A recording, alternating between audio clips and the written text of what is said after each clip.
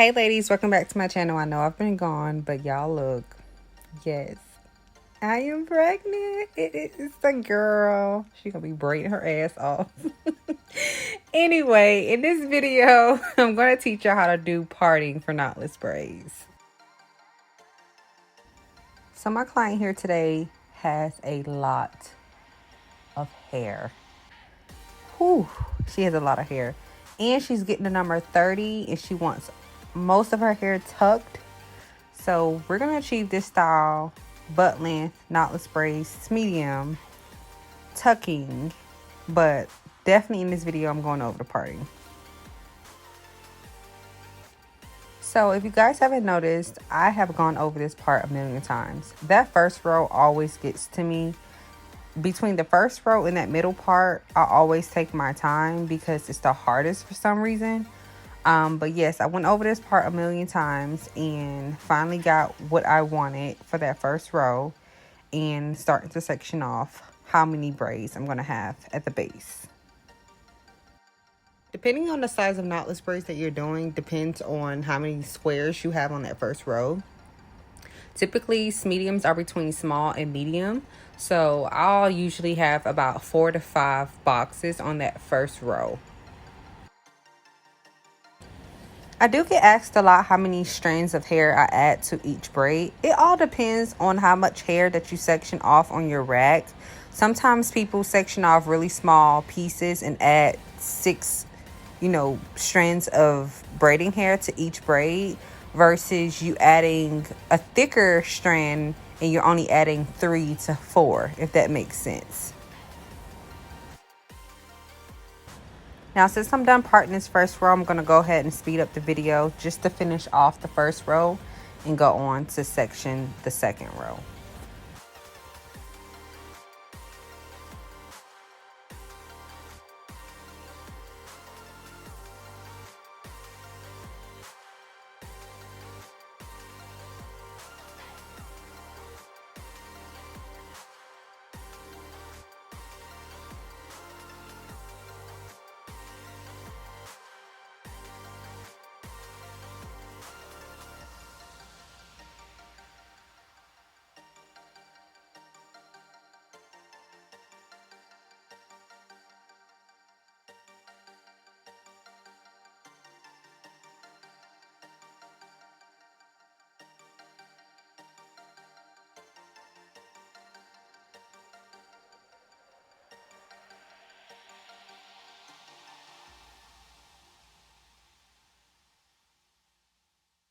Typically with the size medium, you usually have at least 3 rows from the top of the ear to the nape of the neck. It just depends on your client's shape of their head and how narrow the neck is towards the head, if that makes sense. But usually I'll do from the top of the ear to the nape of the neck 3 rows or sometimes 2. With this client, I'm going to do 3. It might look like 2 from the video right now, but it's definitely 3. There's 3 steps to my parting. So I'll do just a normal natural part with no products. And then I'll put the hair in a ponytail, add products, part it again. And then I would go back and part it one more time just to make sure the parts are straight. And you can look, that part is crisp. Once you get to that second row, you want to focus on brick layering. And brick layering is basically when you get to that second row, make sure that braid is falling on the part of the first row. So you see how the first row, I have 4 braids, and then the next row, a braid is in between 2 braids. That's considered brick layering. So when you focus on brick layering, it makes the knotless braids look a little fuller. A lot of girls complain about knotless braids being too thin or too scalpy. With focusing on brick layering, it just covers that and makes the knotless braids look a little more full.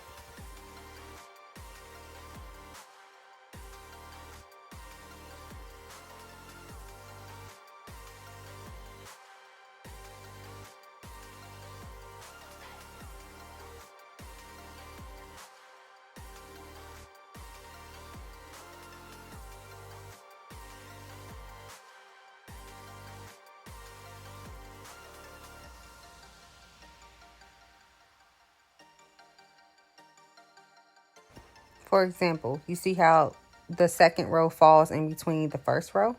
Perfect. So now we're going to do exactly the same thing for the third row. Get that part right without any products. Once we get the part what we want, we put products in, put the hair in a ponytail, go back over that part, comb out the flyaways just to get it out your way. I have OCD when it comes down to parting. I want my parts crisp, just clear as daylight. And with the products and getting the hair out the way and using this rat tail comb, it definitely gets the job done. Once you put the hair in the ponytail, you can have a clearer view of your parting, and you can see me going back, clearing up a little flyaways and mistakes that I made.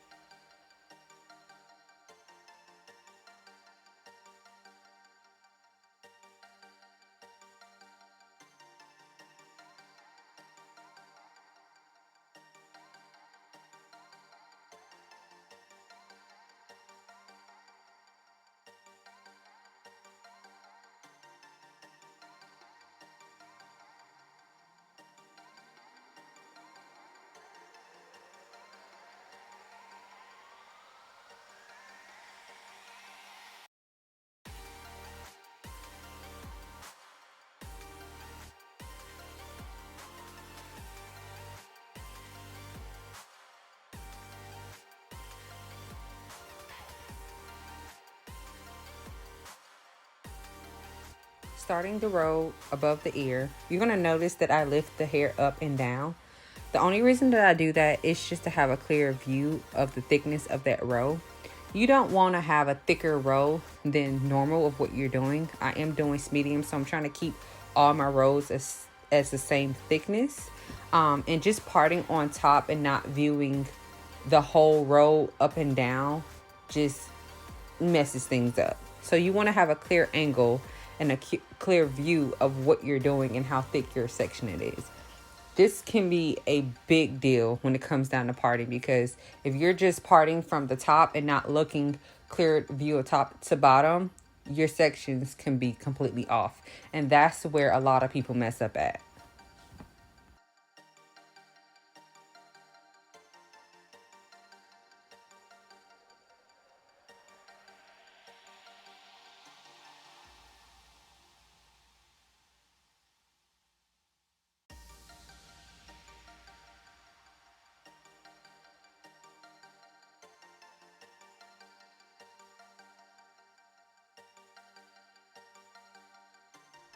Y'all, look at that part. Ooh, magnificent.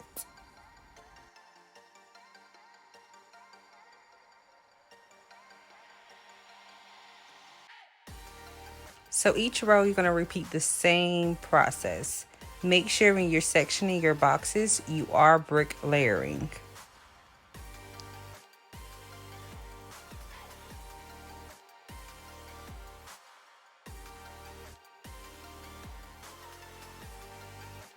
So finishing up that first row, I did the exact same thing for the second row. So now we have 2 rows above the ear.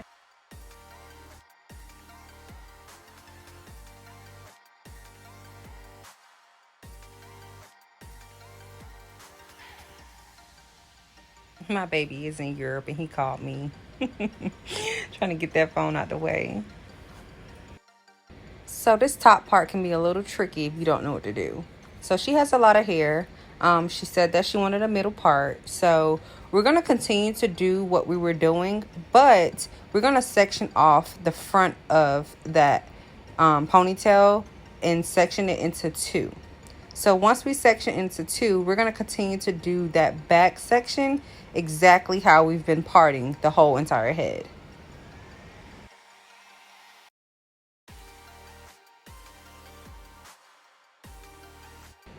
Here I go with my OCD behind.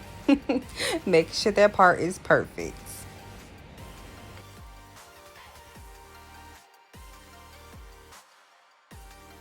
I had to blow dry our hair a little bit. Got a little thick on me. But we're going to continue to section off her hair just how we've been parting the first 5 rows.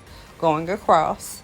And yes, you got to go in there, critique, use your products. Use that rat tail comb. Some people use the other end of the comb to part. I don't like it.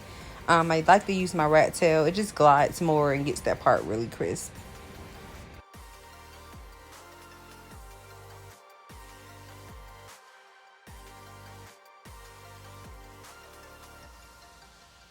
So once we finish that row, we're going to continue to go up until this whole section is completed.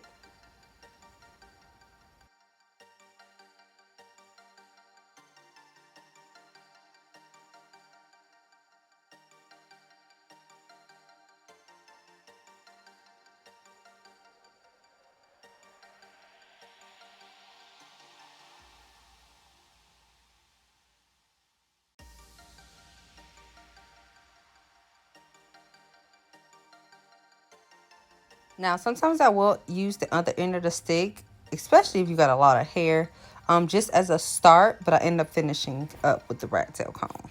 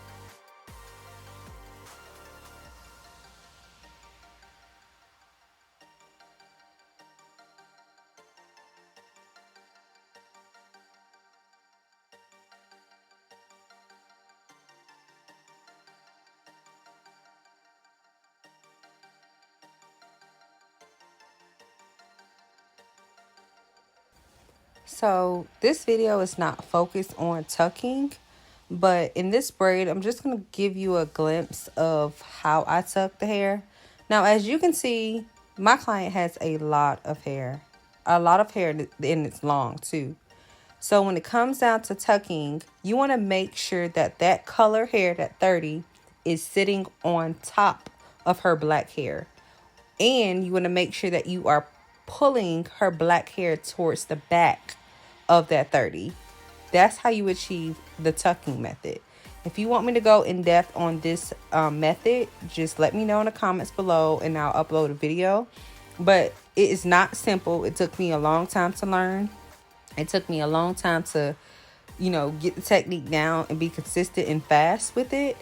And on top of that, it does hurt your hands a little more. So I'm going to fast forward to the next section of parting.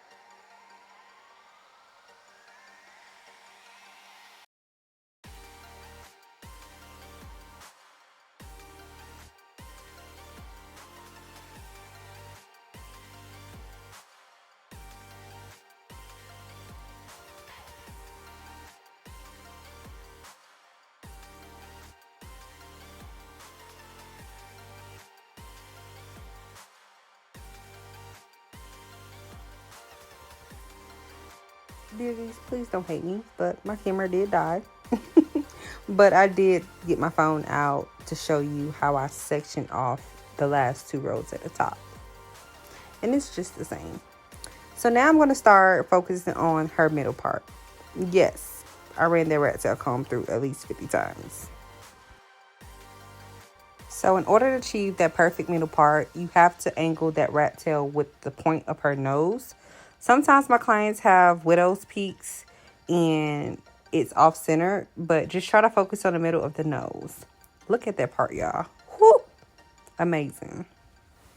So I might confuse a lot of people with this last parting. So one side of her head has 3 rows and the other one has 4. Don't ask me how. I don't know. And they're all equal sections. Some people's heads are just shaped this way. And that's how it ended up being. So don't try to force 3 and 3 if they're not equal. Do 4 and 3 if it's going to make it equal. It's the beautiful stallion for me. Yes, sis, I did that. Look at that tucking game. Thank you so much for watching. Make sure you like, comment, and subscribe. See you next time.